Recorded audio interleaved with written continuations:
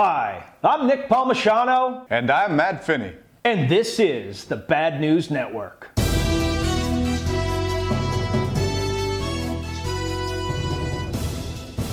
Our top story this week is about the United States' surprise abandonment of the Kurds in Syria, which has allowed a brutal Turkish military attack. The decision has politically resulted in a scathing attack by the Democrats, who have never really cared about the Turks, the Republicans, who occasionally care about the Turks as a pawn in their greater Middle East policy, and the military and veterans, who absolutely care about the Turks because they're the only ones in the region that have any kind of sense of Western values and have fought alongside the military for years. So who are the Kurds and what the heck is going on right now?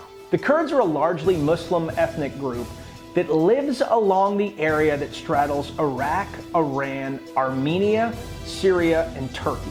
Though the majority of them are Sunni Muslims, their allegiance to each other is largely secular, and they have a much more Western outlook than the rest of the Middle East. After World War I, Western powers promised the Kurds their own homeland in the 1920 Treaty of Sevres. No, not that Sevres. Naturally, we bailed on that and left the Kurds homeless as a minority that is constantly blamed in 5 different countries.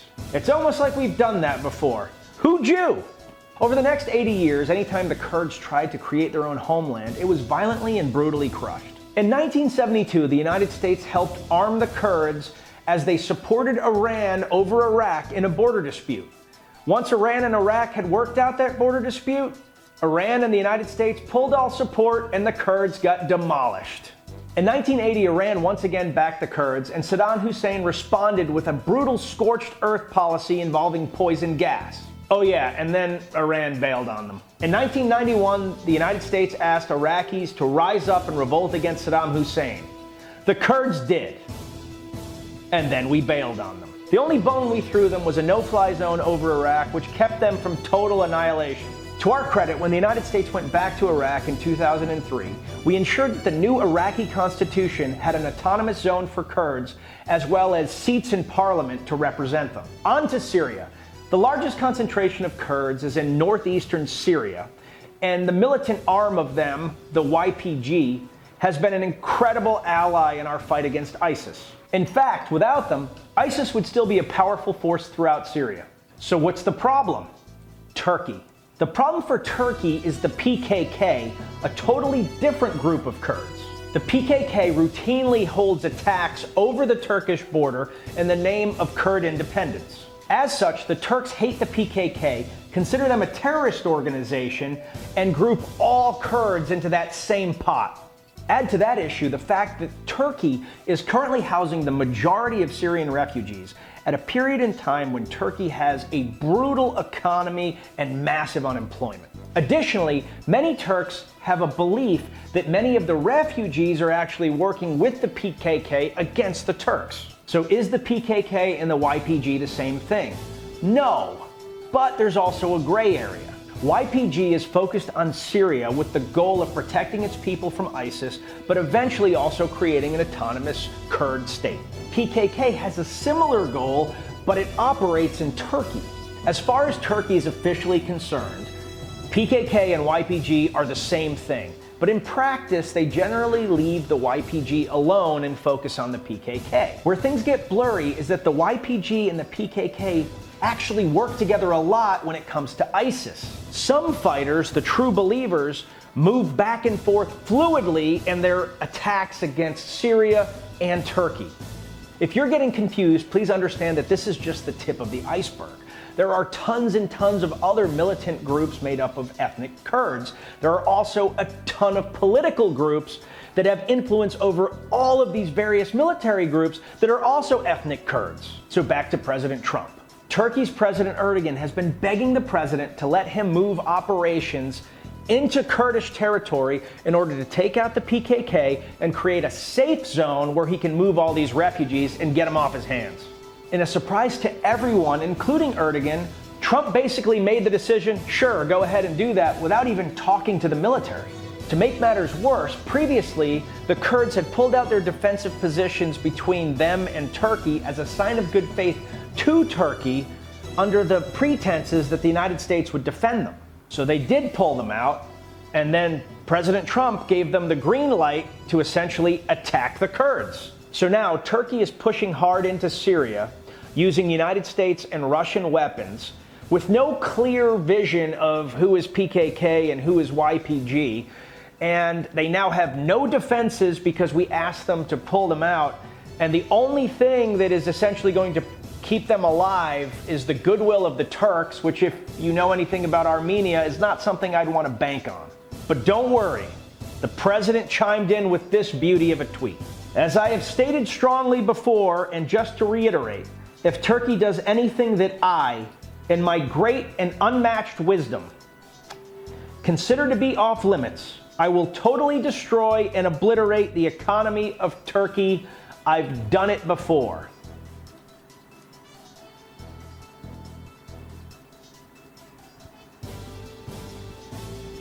And that's all I have to say about that right now. Chief Executive Carrie Lam has banned face masks during protests in Hong Kong. I'm sure that will work.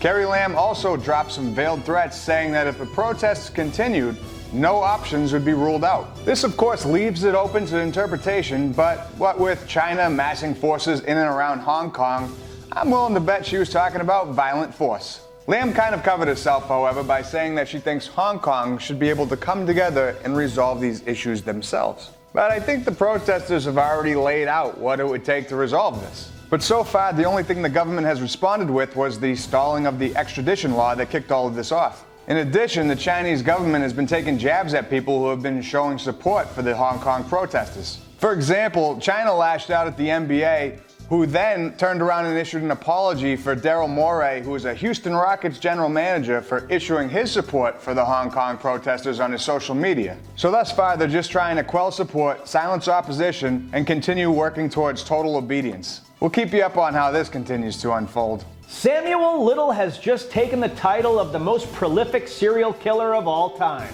Little committed a total of 93 murders spanning 19 states in 35 years. The 79-year-old convict, who's already serving 3 life sentences, has been assisting the FBI in giving them significant detail about 50 of the murders he committed. After 5 years of analysis, the FBI has been reaching out to civilians in the hopes of identifying some of these women so that they can bring closure to friends and family. In addition to the 93 murders he claims, Little also likes to eat Captain Crunch every single morning. So he's a serial killer times 2.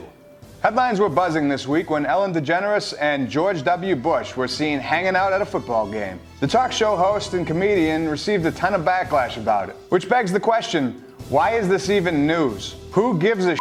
And more importantly, why are there so many people complaining about someone hanging out with someone that it becomes news? That's the real disturbing story. These people are soft as puppy shit. Impeachment update. Democrats are still trying to impeach the president. The president is not having it. Nevertheless, 3 polls now show that the majority of Americans prefer impeachment and removal of office from President Trump. These polls from the major networks show 57%, 54%, and 51% of all Americans would like to see President Trump impeached. And related, be careful with the polls tell you news, Hillary Clinton this week has stated that she would beat President Trump in an election again.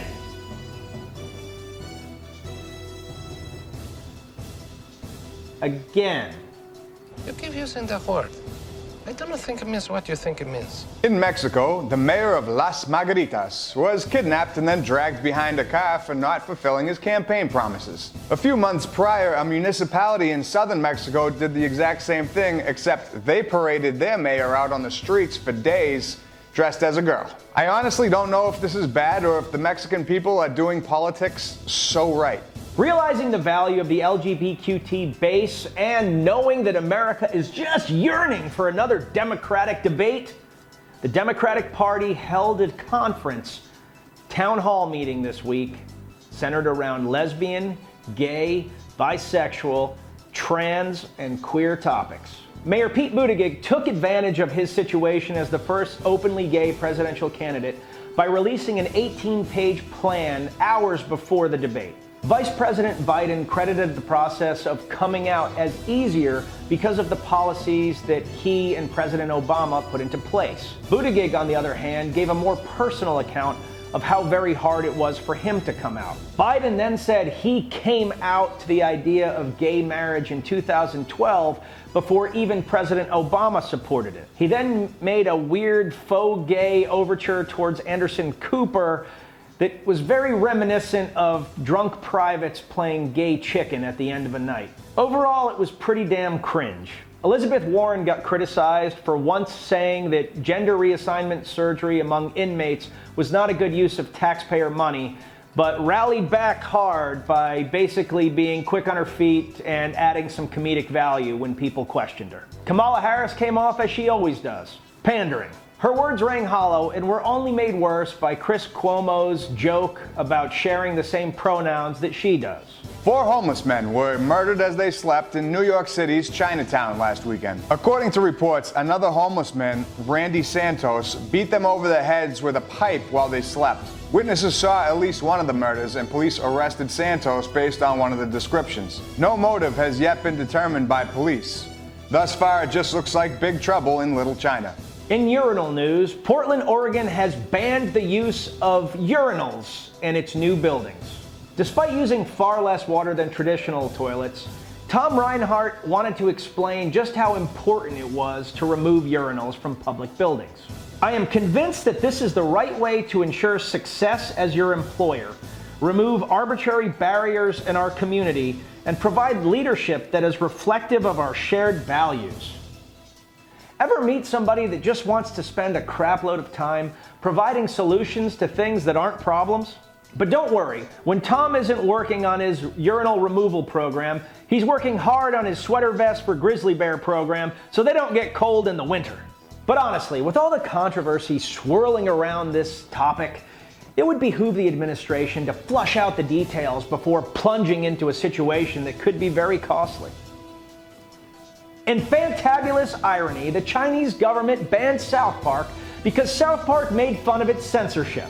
South Park creators Trey Parker and Matt Stone tweeted an apology that was just marinated in good old-fashioned American sarcasm. In it, they took shots at the recent NBA crackdown of freedom, decided that they too were willing to give up their freedom for money, and said that President Xi in no way looks like Winnie the Pooh.